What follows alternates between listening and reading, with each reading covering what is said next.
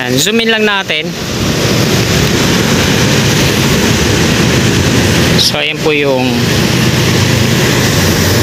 yan. Wala na po yung mga establishment dyan.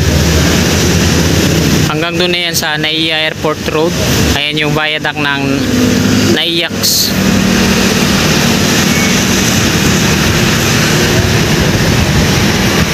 So ito yung dating Naiya Terminal 4. Ang dito na lang yung mga aeroplano, no? Kagaya ng AirAsia, Cebu Pacific. Ayan. Patungong Naiya Terminal 1 and 2. Haba ng domestic road.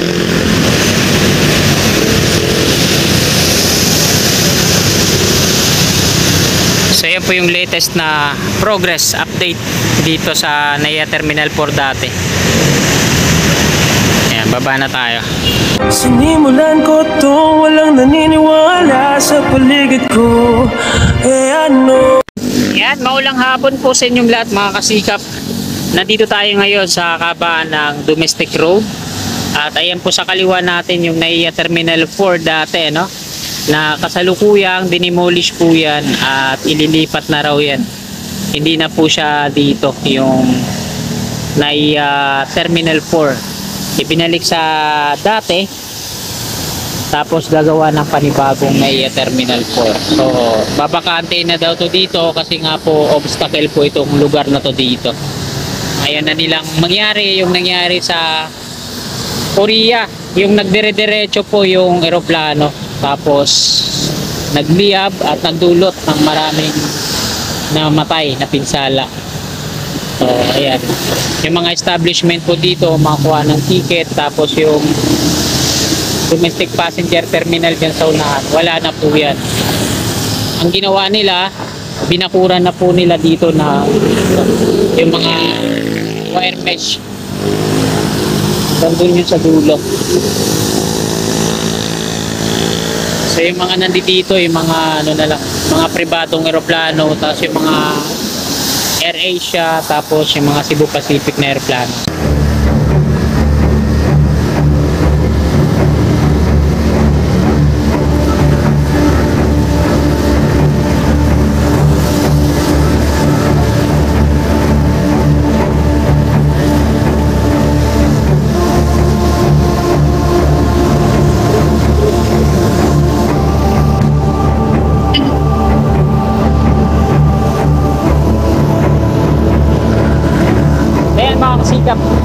Babalik na tayo. So yan, unang-ulang mula dito. Yan yung ginawa nila, binakuran nila na bababa lang naman, tapos wire mesh na.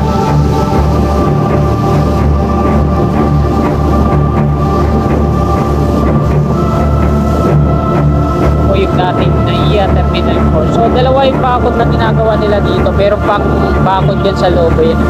Yung mga pedestal niya, papatungan din ng mga bakal na ito, wire mesh.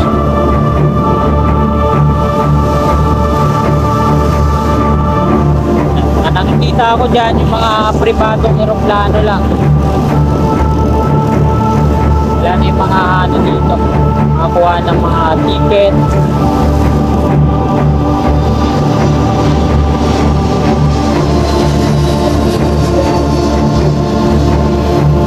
Tapos yung circle dito nilagyan ng mga halaman, inayos. Ayan na po yung viaduct ng Naiya Expressway. Itong update natin, diretso tayo dito sa off-ramp naman, rehabilitasyon ng Naiya. Ginagawa dito sa may Nicol Circle.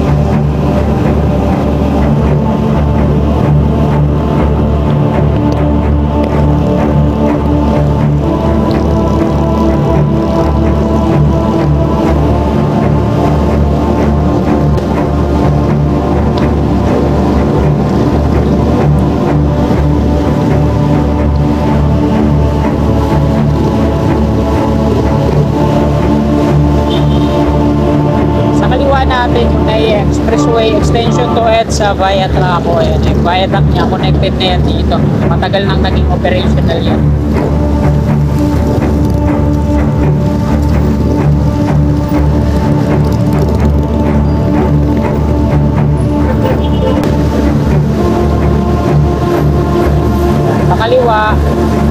yan na Aurora Boulevard palabas ng EDSA dyan sa Pasay Top Gramo.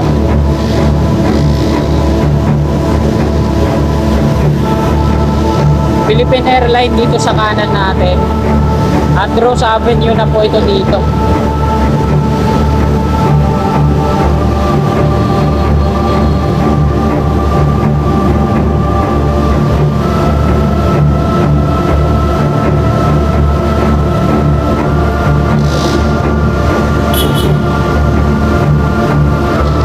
Yung Philippine Airlines Office. Bagong tayo lang yan, 2 building po yan dyan.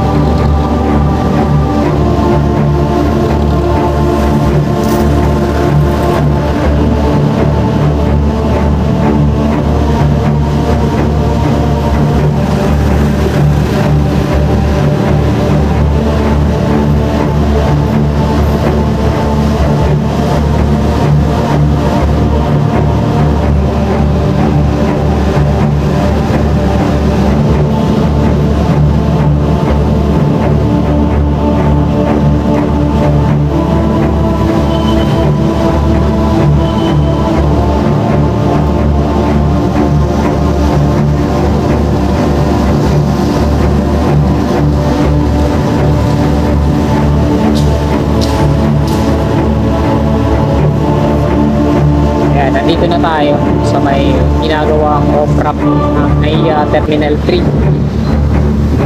Kaya ay ang pinabuhi.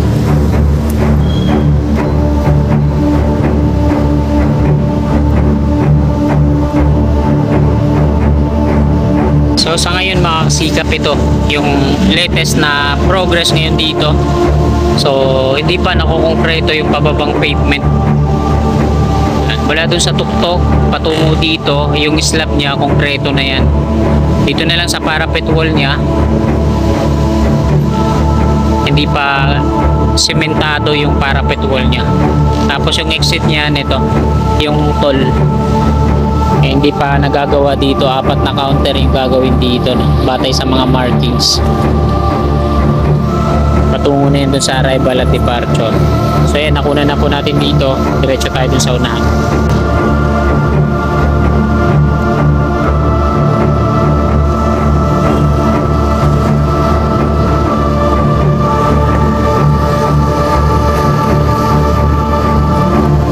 So dito tayo dadaan sa baba. Tingnan natin yung ginagawa nila, yung pagbububong.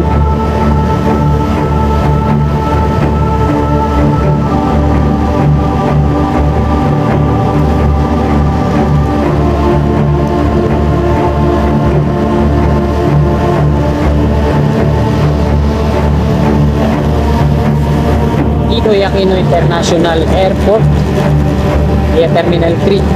So meron siyang nakabukod dito na para sa motorcycle lane. Ayun, patulong kinabit din na dito, halata itong plastic seat no?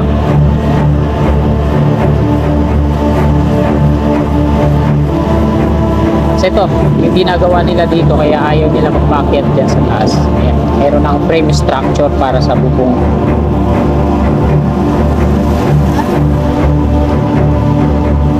Tapos nilagyan nila ng bakod dito sa baba.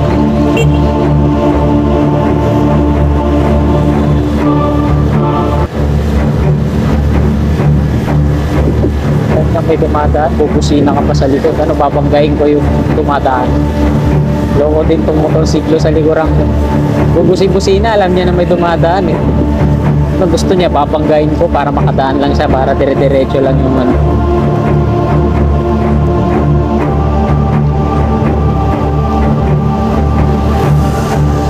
ayun, kamote na eh. Binusinahan ako alam niya na may dumadaan. Tapos doon pa siya dumaan. Dito yung daanan ng motorsiklo eh.